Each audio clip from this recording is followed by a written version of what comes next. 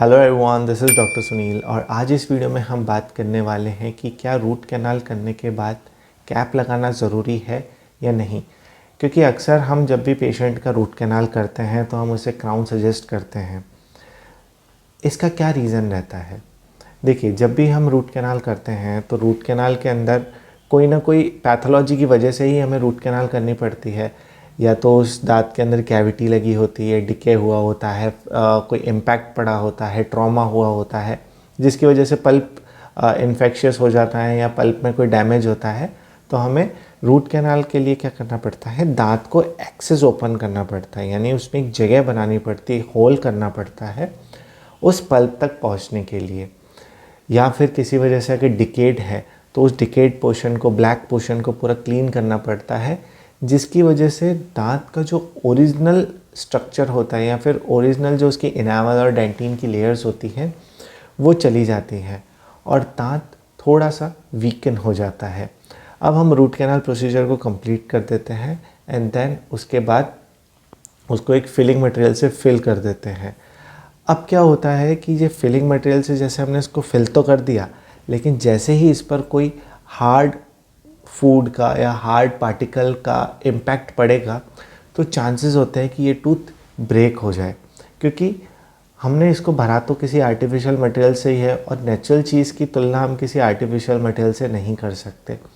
तो जो स्ट्रक्चर, जो माइक्रोस्कोपिक स्ट्रक्चर में आपकी इनामल रॉड्स अरेंज्ड होती है या फिर जिस तरीके से आपका इनामल का पैटर्न होता है वो पैटर्न मिमिक कर पाना नेक्स्ट टू इम्पॉसिबल होता है और इसकी वजह से आपका टूथ कहीं ना कहीं वीकन तो हो ही जाता है।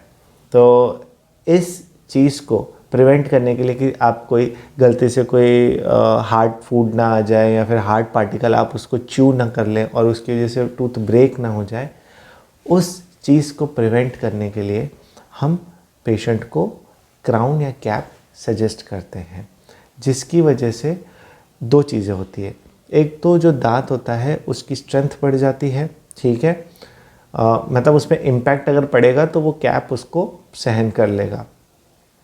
और दूसरी चीज़, इसके अंदर लीकेज के चांसेस कम हो जाते हैं।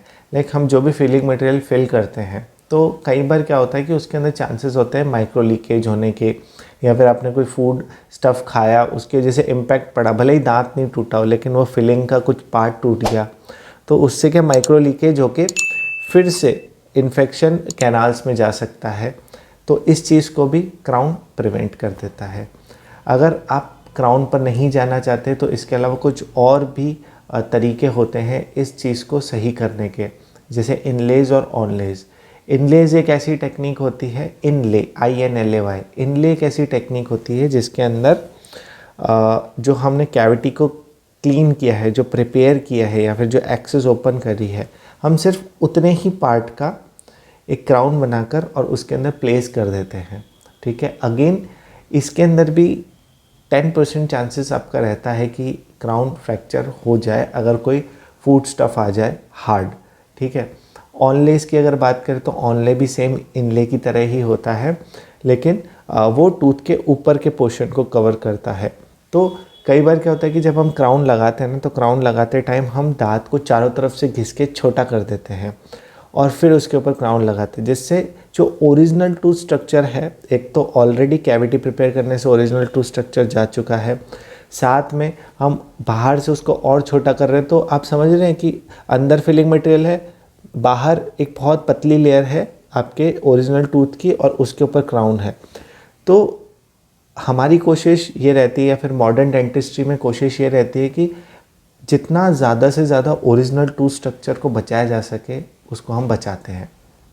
तो इस कंडीशन में क्या किया जाता है, जो कैविटी हमने प्रिपेयर करी है, एक्सेस ओपन करी है रूट कैनाल करने के लिए, सिर्फ उस पोर्शन का हम एक इनले बनवा लेते हैं और उसको वहाँ पर प्लेस करके छोड़ देते हैं।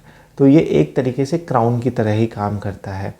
और ऐसा ही ऑनले होता है, अगर कैविटी बड़ी है और टूथ के सुपरफिशियल सरफेसेस को भी वो अगर इन्वॉल्व कर रही है तो उसकी जगह हम ऑनले लगा देते हैं, यानी कि वो पूरे टूथ स्ट्रक्चर को कवर कर लेती है। इसके आप इलस्ट्रेशंस को भी देख सकते हैं कि इनले, ऑनले और क्राउन में क्या डिफरेंस होता है। तो इन कुछ तरीक़ों से हम RCT किए हुए दांत को बचा लेते हैं ताकि एक तो फ्रैक्चर नहीं हो सके, साथ ही ये लॉन्ग ड्यूरेशन तक चल सके। क्योंकि आगे अगर ये ब्रेक हो जाता है और इस टूथ को निकलवाना पड़ता है तो आने वाला जो ट्रीटमेंट होगा वो ज़्यादा कॉस्टली होगा। अगर आप इम्प्लांट्स पे जाते हैं तो वो ज़्यादा कॉस्टली पड़ेंगे। इसलिए जितना ओरिजिनल टूथ स्ट्रक्चर को बचाया जा सकता है, जितना उसको सेव किया जा सकता है, उसको सेव किया जाता है। तो इसलिए इनले, ऑनले या क्राउन में से एक चॉइस को हम अपनाते हैं रूट कैनाल करने के बाद। तो आई होप आप ये चीज़ समझ गए होंगे कि रूट कैनाल के बाद कैप ज़रूरी है।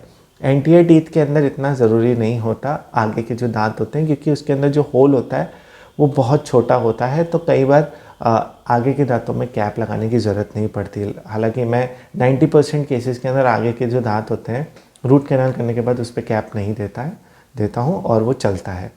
तो आपको ये चीज़ें समझ में आ गई होगी कि क्राउन का मेन पर्पस क्या होता है डिलीवर करने का।